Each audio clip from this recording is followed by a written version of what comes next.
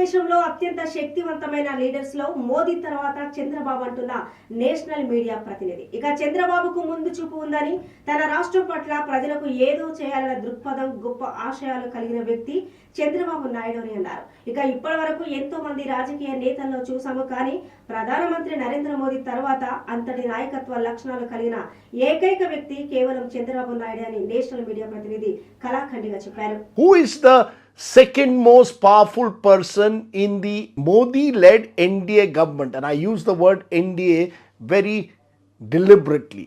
You see, Modi ji, despite what happened in the general elections, remains Neta number one, three-time Prime Minister. Who else?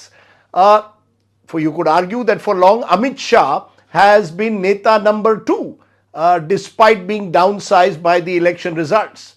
But the fact is that there is someone now who's emerging as the person who's calling the shots at the moment, which is why I'm going to suggest that at the moment, firmly in that number two position is Chandrababu Naidu, the Andhra Pradesh Chief Minister.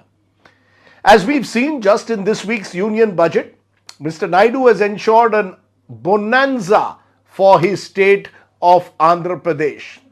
Simple reason, he has the power of numbers. His 16 MPs at the moment are literally worth their weight in gold. Sona. Had Narendra Modi got 272 plus seats on his own for the BJP,